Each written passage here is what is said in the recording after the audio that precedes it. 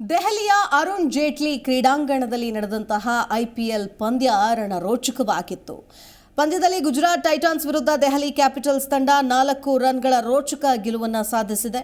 Toss ಗೆದ್ದು ಮೊದಲು fielding ಆಯ್ದುಕೊಂಡಂತಹ Gujarat titans ತಂಡ ದೆಹಲಿಗೆ ಬ್ಯಾಟಿಂಗ್ ಅವಕಾಶ ನೀಡಿತು. ಈ ಅವಕಾಶವನ್ನು ಸದುಪಯೋಗಪಡಿಸಿಕೊಂಡ ಡೆಲ್ಲಿ ಕ್ಯಾಪಿಟಲ್ಸ್ ತಂಡ 20 ಓವರ್ಗಳಲ್ಲಿ 4 ವಿಕೆಟ್ ನಷ್ಟಕ್ಕೆ 224 ರನ್ಗಳ ಬೃಹತ್ ಮೊತ್ತವನ್ನು ಗಳಿಸಿತು. ದೆಹಲಿ ತಂಡದ ಪರವಾಗಿ ಸ್ಫೋಟಕ ಬ್ಯಾಟಿಂಗ್ ಪ್ರದರ್ಶನ ನೀಡಿದ ರಿಷಬ್ ಪಂತ್ ಕೇವಲ 43 ಎಸೆತಗಳಲ್ಲಿ 8 ಸಿಕ್ಸರ್ ಹಾಗೂ 5 ಬೌಂಡರಿಗಳ ನೆರವಿನಿಂದ 88 ರನ್ಗಳನ್ನು ಗಳಿಸಿದರು.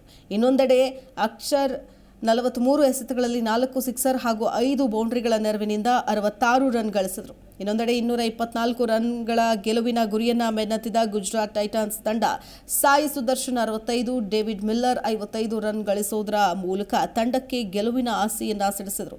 ಅಂತಿಮವಾಗಿ ಗುಜರಾತ್ ತಂಡ 220 ರನ್ಗಳನ್ನು ಗಳಿಸಲಷ್ಟೇ ಸಾಧ್ಯವಾಯಿತು. ಜಿ ಕನ್ನಡ ನ್ಯೂಸ್ ಈಗ ನಿಮ್ಮ ಮನೆಯಲ್ಲೇ ನೋಡಿ. ಎಲ್ಲ ಕೇಬಲ್ಗಳಲ್ಲಿ ಈಗ ಲಭ್ಯ. Sun Direct 292, Jio TV 1334, U digital 162, city cable 51, GTPL 17, Abhishek cables 821, rock line telecommunication 51, Shri Basaveshwara number 60, Vinayaka digital number 53, in digital number 896ರಲ್ಲಿ. ನಿಮ್ಮಿಸ್ತದ ಜಿ ಕನ್ನಡ ನ್ಯೂಸ್ ನೋಡಿ ಆನಂದಿಸಿ.